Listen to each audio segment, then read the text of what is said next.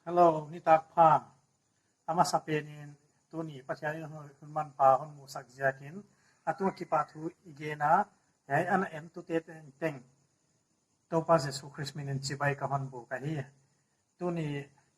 yai award action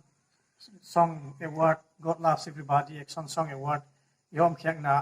jing utoki sayena hun lek imu theiwa tua bana tunia yai action song ahon telte teng teng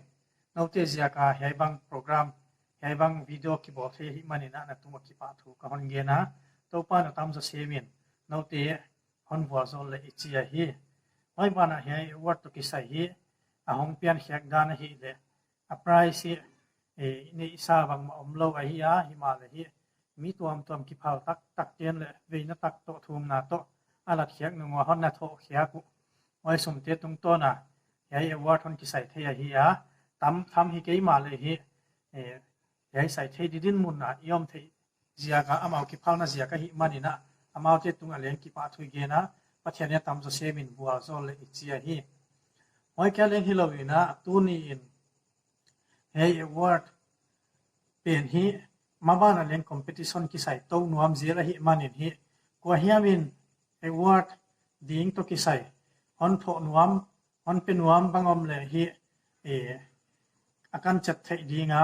to te chiklai pe wa ki welcome gi ge hi pathian min thupi na ngina ikal kal iswan to zel dingwa ipang khom to zel dingwa huchi hi le khang thak tuai lai na pangti laka pathian thu pathian la a khan to na nasataka onom to ilamet ahi manina waileng itup lengi mahi manina kaswan to leng pathianin hon wa sol nge dinga hi chi leng ige na hi tu ni ta kina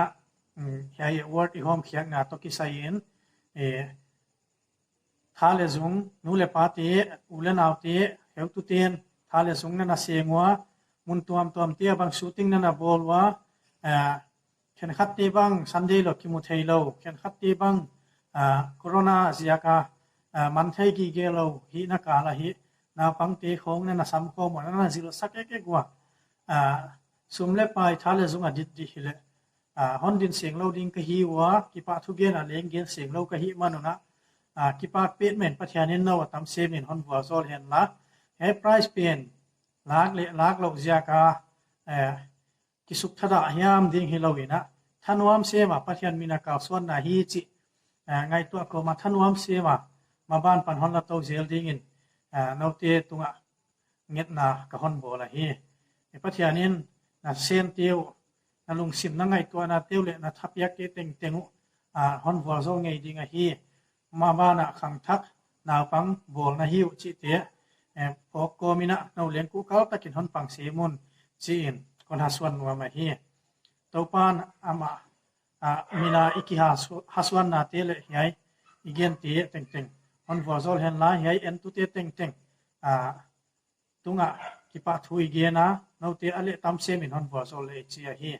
ai sa ina ken ka hon ka zo dia ma ba na hi e wat te lat na le e wat te hom khiak na wan zak na on nei na in hon zui ding a hi le pathian ke ki pa thu gen na ini di itop lo ni zan le tu ni le tang ton kidang ilo to pa pathian kathum na mol chik tak mai teu nang man ngai khyak sakena tu ni in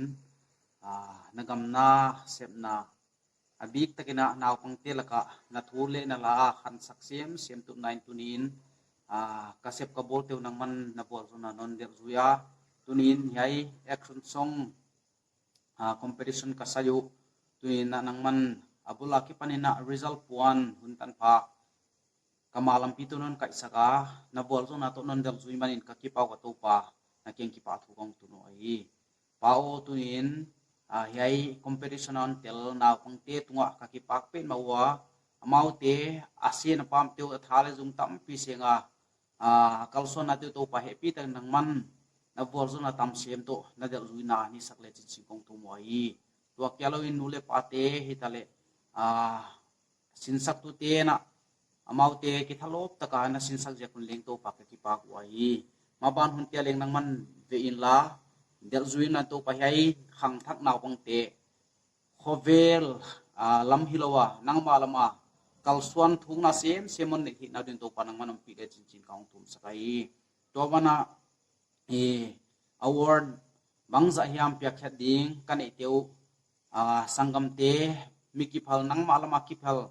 mi bangza hiam te jekin to patuni a hiai bang award sai thei ka hi manun ka ki pa ko to pa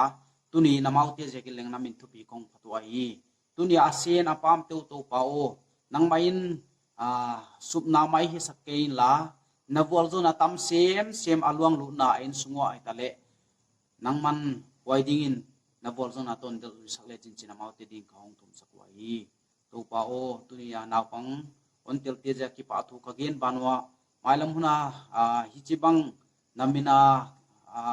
program te ki comparison te sai to on jel ding kai man to pa epi ten hoi hun chang aleng na pang tam semina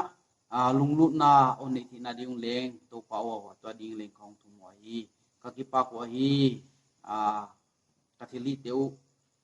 chinglo le taklo te hima le to pa nonom pia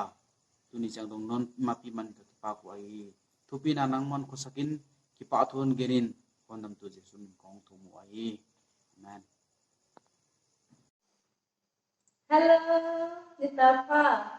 In ang aula mama, Women's Ministry Tinton, and God loves everybody. Chila ang kidam na inasakin. Ariza po, katidin mo na yung tagsakin patyan ng katahi. Kuchi kongkala at hale zoom, nung sintam takseng akong participate sa te, amount itong aling at aking kipa itong igyan son ani. Hijibang kidam napin, ni maltaksaki soy-soy nga hilawa patyan ng tupin na ang gamgil na di nga ahi imanin, patyan ni pat kompomin hijibang sudyo makiudsiakin, mitam pitya na ang kisapala, anang haibya na, ngayon nga, panangalaging ini, ikitsial son-son ani. Ole, tuwin na rizal lang mailut pa di nga. Inansyan sa mabangin na ito po natipan top 3 tante, cash reward sa ngapya, hindi nga, why pong kala kung participate sa talism ka na siyang sakte, alam te, action te, anak maamazya na, hindi ki papi at sa ngalin, dito nga sutay sa maamazya kun, amount teneng, outstanding award kaya kibuta. Why di na, apur why maamazya kun ka phone bagunin masapot siya nga, outstanding award for the best teamwork ahile, LCF Bethel Chapel de ahili. Best videography ahile, HA Kids. Best creativity ahile, Tete Lialian. Most promising awards, White Team. Hoy bana, best choreography ahile Niamjing. Ahile.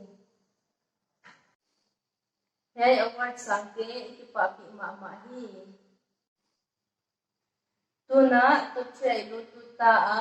hey voting system ahile ni ta gagu kakak ahi. Why dumuzulina tutsi hey bangke ahiu.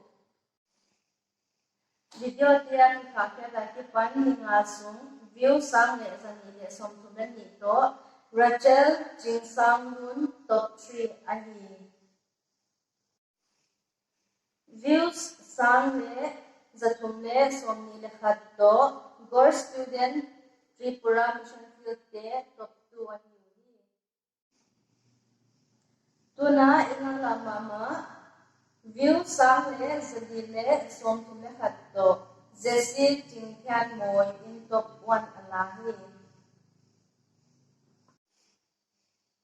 Ya iksun kidam na until ting tunga tupa tu igen ahi ale tam tin to pan basol ta hen.